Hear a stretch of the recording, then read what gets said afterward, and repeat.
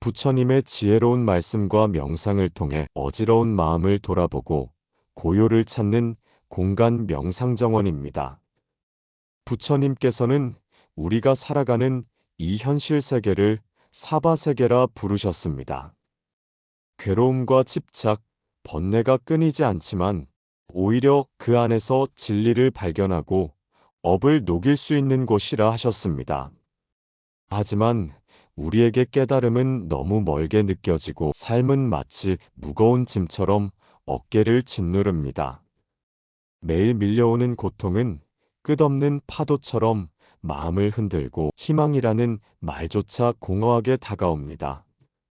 이럴 때 문득 스쳐가는 생각이 있습니다. 왜 살아야 하지? 안 살면 그만인데. 삶이 고통스럽고 무의미하게 느껴질 때 부처님의 가르침을 통해 우리가 어떤 마음을 가져야 하며 그 고통의 근원인 업과 윤회의 고리를 어떻게 바라봐야 할지를 함께 나누고자 합니다. 한 제자가 부처님께 여쭈었습니다. 세존이시여, 저희 중 많은 이들이 삶의 무게에 지쳐 있습니다. 이유를 알 수 없는 고통, 반복되는 후회, 멈추지 않는 번뇌 속에서 왜 살아야 하는가라는 질문에 부딪힙니다. 부처님께서 조용히 고개를 끄덕이며 말씀하셨습니다. 중생은 업의 흐름을 따라 태어나고 그 업의 작용 속에서 살아가느니라. 그러나 그대들이 지금 느끼는 괴로움은 바로 그 업이 익어가는 과정이다. 삶은 그 자체로 고통의 터전이나 동시에 그 고통을 녹이고 지혜로 바꾸는 도량이 된다.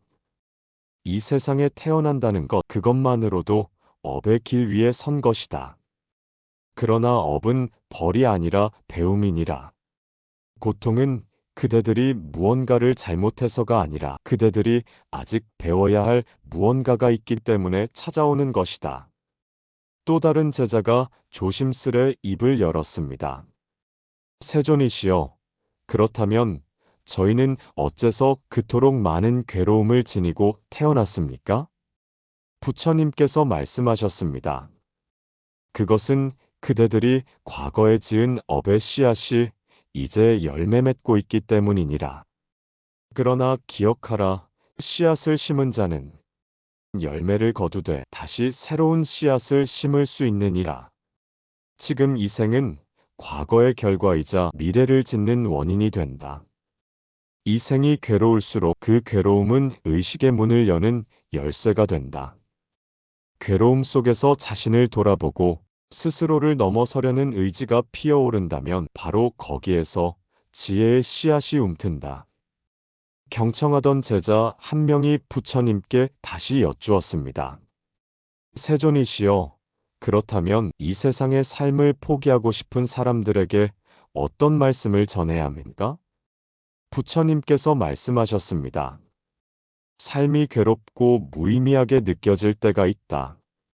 그러나 괴로움은 단지 끝이 아니라 깨달음으로 가는 문이 될 수 있다. 고통은 업의 과보이지만 그 업을 알아차리고 멈출 수 있다면 우리는 더 이상 그것에 끌려다니지 않게 된다. 또한 부처님께서는 제자들에게 이렇게 말씀하셨습니다. 너희는 고통을 부정하려 하지 말고 그것을 자각의 거울로 삼아야 한다. 삶의 무게가 클수록 너희가 지닌 자비와 지혜의 힘은 더욱 빛난다. 죽고 싶다는 생각이 드는 그 순간 오히려 삶을 바라보는 새로운 눈이 열릴 수 있다. 모든 존재는 윤회 속에서 업을 안고 태어난다. 그러나 그 윤회의 흐름은 절대적인 것이 아니라 깨달음으로 끊을 수 있는 것이다. 이 몸을 받아 사람으로 태어난 인연은 쉬운 것이 아니다. 그러니 그 귀한 기회를 업을 녹이는 수행의 장으로 삼아야 한다. 이때 또 다른 제자가 엎드려 부처님께 여쭈었습니다. 세존이시여, 때로는 삶이 아무 의미 없는 고통처럼 느껴집니다. 고통 속에서 헤어나올 방법이 없다면 삶을 마치는 것이 해답이 될 수는 없겠습니까? 부처님께서 고요히 제자를 바라보시며 말씀하셨습니다. 그대가 느끼는 고통은 그대만의 것이 아니다. 모든 중생은 고통의 파도 위를 건너고 있다. 그러나 그 고통이 그대를 삼키는 것이 아니라 그대가 깨어날 수 있는 연단이 될 수도 있다. 삶이 고통의 반복이라면 윤회에서 벗어나는 방법은 어디에 있습니까? 부처님께서 말씀하셨습니다. 윤회는 업의 결과로 이어지지만 그 흐름은 자각으로 멈출 수 있다. 그대가 스스로의 행위와 마음을 알아차리는 순간 윤회의 수레바퀴는 잠시 멈춘다. 바로 그 틈에서 자유가 태어난다.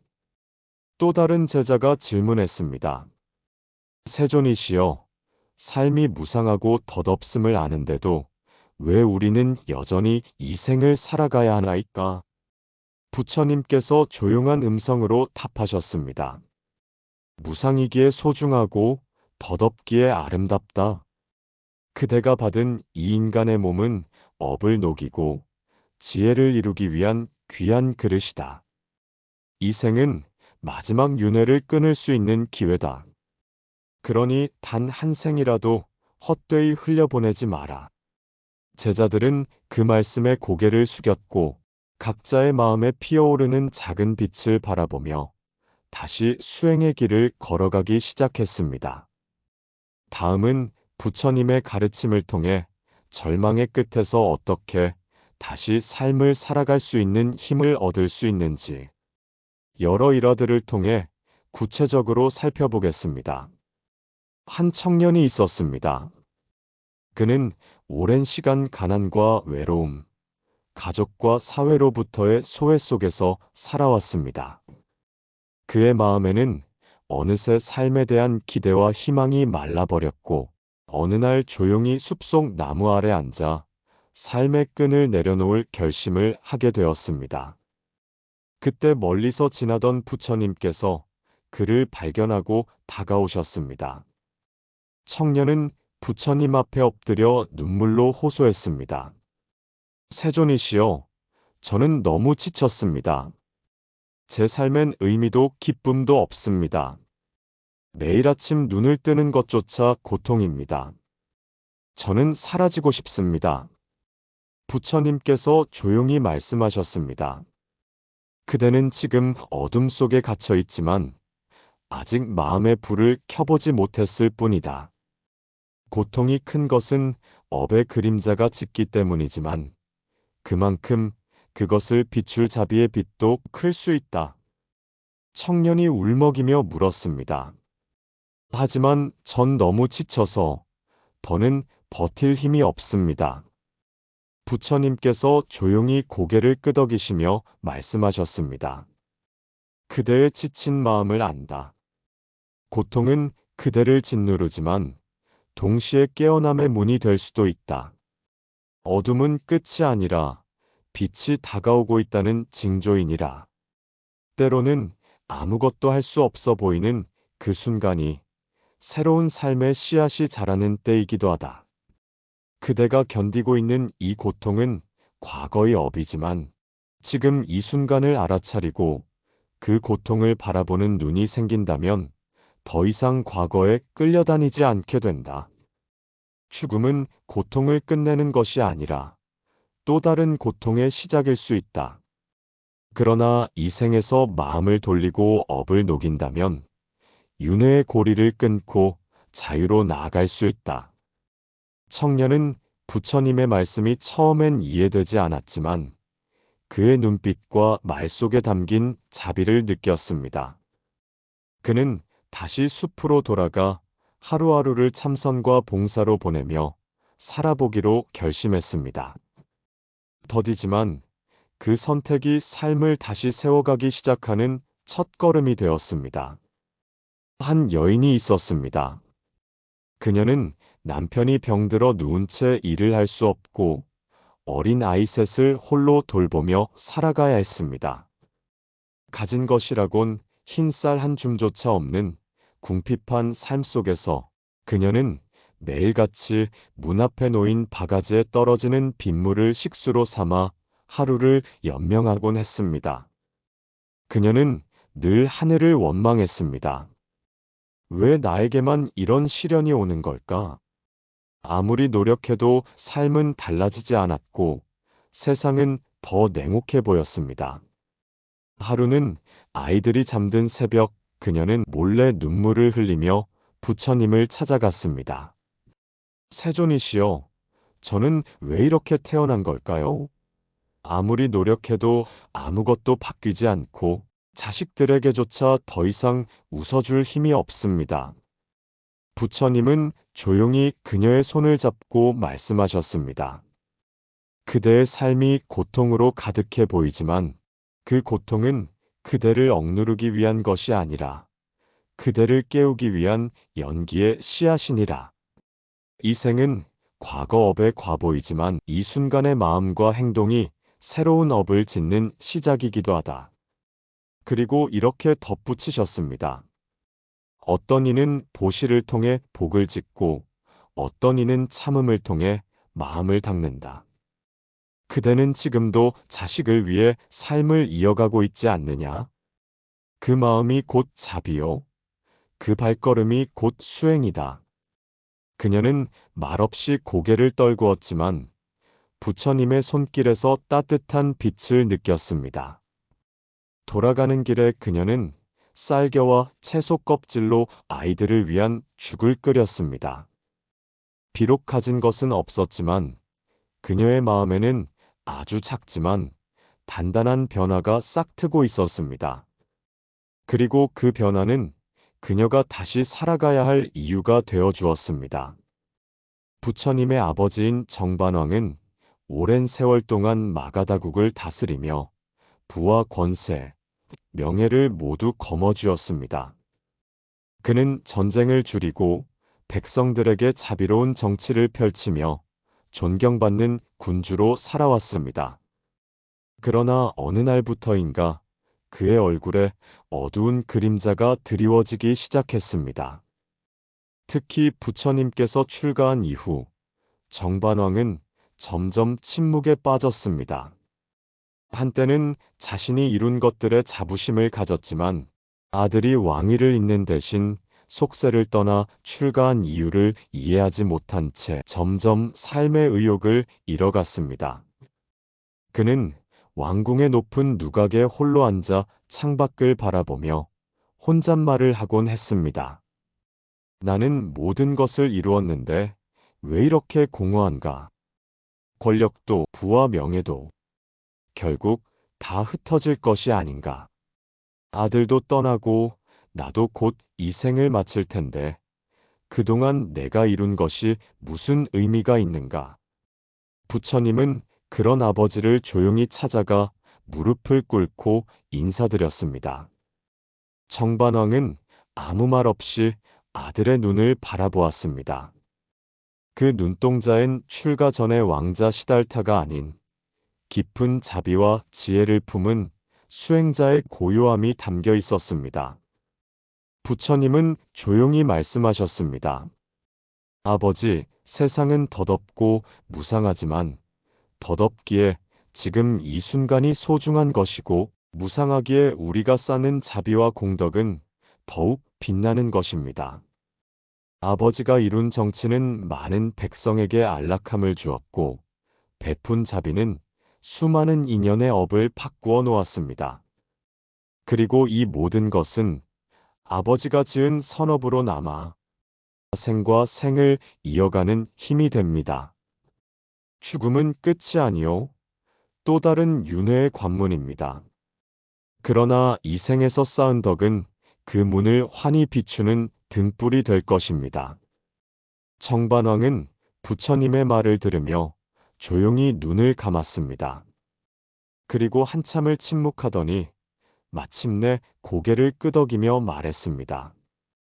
그래, 나는 이룬 것이 아무 의미 없다고 여겼지만 자식이 나보다 높은 길을 가는 것을 보는 것이야말로 내가 이 생에서 얻을 수 있는 가장 큰 기쁨이었구나. 그날 이후 정반왕은 다시 삶을 돌아보기 시작했습니다. 그는 정사를 백성에게 유익하게 다스리고 궁궐의 사치를 줄이며 수행자들을 위한 공양을 베풀었습니다. 그렇게 그는 덧없음 속에서 의미를 찾고 남은 삶을 자비로 채워가며 조용히 마음을 되돌렸습니다. 마을의 어느 젊은 여인이 갓난아기를 가슴에 품고 울부짖으며 부처님께 달려왔습니다.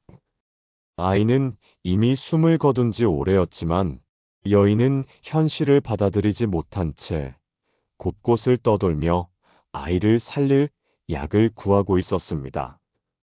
부처님을 마주한 여인은 간절히 말했습니다. 세존이시여, 제발 이 아이를 살려주세요. 어떤 약이든 구해오겠습니다. 어떤 일이라도 하겠습니다. 제겐 이 아이 하나뿐입니다. 이 아이 없이는 저는 아무 의미가 없습니다. 부처님께서는 조용히 그녀를 바라보시며 말씀하셨습니다. 좋다. 내가 아이를 살릴 수 있는 약을 알려주겠노라. 단, 너는 죽음이라는 것이 단 한 번도 일어나지 않은 집에서 겨자씨를 얻어오너라. 여인은 희망을 품고 마을을 돌아다녔습니다. 하지만 죽음이 한 번도 닥치지 않은 집은 어디에도 없었습니다. 모두가 부모, 자식, 형제, 친구를 잃은 이야기를 가지고 있었지요. 여인은 점점 현실을 깨닫기 시작했습니다. 며칠 뒤 다시 부처님을 찾아온 그녀는 조용히 아이를 내려놓았습니다. 눈물은 더 이상 흐르지 않았습니다. 그녀는 말했습니다. 세존이시여, 이 세상의 죽음에서 자유로운 이는 아무도 없다는 것을 깨달았습니다. 고통은 저만의 것이 아니었습니다. 부처님께서는 고요하게 말씀하셨습니다. 그대는 큰 슬픔을 겪었지만 그 안에서 지혜의 싹이 피었도다. 생은 덧없으나 그 덧없음을 꿰뚫어보는 눈은 긴 여정을 밝히는 등불이 된다. 그리고 이제 그대가 걸어갈 다음 걸음이 또 다른 이의 고통을 어루만질 수 있는 연민의 시작이 되리라. 한 병사가 부처님을 찾아왔습니다. 그는 전쟁터에서 살아남았지만 동료들과 가족, 고향 모두를 잃었습니다. 깊은 죄책감과 허무 속에서 그는 말했습니다. 세존이시여, 제게 남은 것은 살아있다는 죄책감뿐입니다. 왜 저만 살아남았는지 모르겠습니다. 다시 일어설 의미조차 없습니다. 부처님께서 그를 바라보시며 조용히 물었습니다. 그대는 그 전쟁 속에서 무엇을 보았는가? 병사는 떨리는 목소리로 대답했습니다. 죽음, 고통, 절규 그리고 무력한 나 자신을 보았습니다. 부처님은 고요히 말씀하셨습니다. 그것이 그대가 얻은 진실이니라. 삶은 연기처럼 사라지며 그 속에서 업은 깊은 자취를 남긴다. 그러나 지금 그대가 이 자리에 온 것, 그 자체가 속죄이며 새 출발이니라. 병사는 눈물을 흘리며 말했습니다. 하지만 저는 다시 살아갈 힘이 없습니다. 그대가 지금 흘리는 눈물이 마음을 적시는 비가 되리라. 고통을 아는 자는 고통을 위로할 수 있고 상처받은 자는 타인의 고통에 더 가까이 다가갈 수 있느니라. 그대의 삶은 더 이상 전쟁이 아니라 평화의 씨앗을 심는 땅이 될 수 있다. 그대가 다시 걸음을 내딛는다면 그 자리는 이미 새업의 시작이 되리라. 병사는 한참을 침묵하다 부처님께 예를 올리며 말했습니다. 세존이시여, 저의 상처를 감추기보다 그 아픔을 품고 살아가겠습니다. 그 고통이 누군가에게 작은 위로가 될 수 있다면 그 또한 제가 살아야 할 이유가 되겠습니다. 한 여인이 있었습니다. 그녀는 오랜 시간 병든 남편을 돌보며 살아왔고 삶의 의미를 오롯이 그 사랑 하나에 두고 있었습니다. 그러나 어느 날 남편이 세상을 떠나자 그녀는 삶의 중심을 잃고 깊은 허무 속에 빠져들었습니다. 그녀는 부처님 발 아래 엎드려 흐느껴 울었습니다. 세존이시여, 남편이 없는 이 세상에서 제가 무엇을 위해 살아야 하나요? 너무나 고통스럽습니다. 전 모든 삶의 의미를 잃었습니다. 부처님은 차분한 얼굴로 말씀하셨습니다. 그대가 남편을 사랑했기에 지금 이 고통이 생긴 것이다. 그러나 그 사랑은 사라진 것이 아니라 그대의 자비로 이어질 수 있다. 여인이 울먹이며 다시 물었습니다. 그렇다면 이 깊은 슬픔은 언제 사라질까요? 부처님께서 대답하셨습니다. 슬픔은 억지로 밀어내려 할수록 더욱 짙어진다. 그대가 이 슬픔을 통해 타인의 고통을 이해하고 그 아픔에 함께할 수 있다면 그것은 더 이상 고통이 아니라 깨달음의 씨앗이 된다. 그날 이후 그녀는 마을에 병든 이들과 외로운 자들을 돕는 삶을 살게 되었습니다. 앞서 살펴본 부처님의 말씀과 여러 일화들은 고통 속에서도 우리가 어떤 마음으로 살아가야 하는지에 대해 가르침을 주었습니다. 이번에는 우리가 버거운 일상 속에서 버텨나갈 수 있는 작은 실천법에 대해 살펴보겠습니다. 첫째, 하루를 살아내는 것만으로도 충분합니다. 무언가 대단한 일을 하지 않아도 괜찮습니다. 아침에 눈을 뜨고 밥을 먹고 잠들기까지의 하루를 살아낸 것만으로도 우리는 참 잘 해낸 것입니다. 둘째, 누군가에게 힘들다고 말할 수 있어야 합니다. 말하는 순간 마음의 짐이 조금은 가벼워집니다. 친구, 가족, 상담사 혹은 지나가는 인연일지라도 나누는 말은 마음의 숨구멍이 되어줍니다. 셋째, 지금 겪는 고통을 지나가는 과정으로 받아들여 보세요. 부처님께서도 말씀하셨습니다. 이 또한 지나가리라. 지금의 어려움이 내 전부가 아니며 언젠가 이 시절도 추억이 될 수 있습니다. 넷째, 작은 기쁨을 놓치지 마세요. 따뜻한 햇살, 좋아하는 음식, 우연히 들은 음악 한 소절. 사소한 기쁨 속에 살아갈 이유는 조용히 숨어 있습니다. 우리는 윤회의 흐름 속에서 끊임없이 업을 지으며 살아갑니다. 하지만 그 고리를 알아차리는 순간 고통은 더 이상 운명이 아니라 선택이 됩니다. 삶이 무의미하게 느껴질 때 그 안에 의미를 찾아가는 것이 바로 깨달음의 시작입니다. 오늘 부처님의 말씀은 여기까지입니다. 이 영상이 여러분께 잠시 멈춰 숨 고를 수 있는 시간이 되었기를 바랍니다. 구독과 좋아요로 함께 해주시면 부처님의 지혜를 전하는데 큰 힘이 됩니다. 시청해주셔서 감사합니다. 다음 시간에도 마음 깊이 스며드는 이야기로 다시 인사드리겠습니다.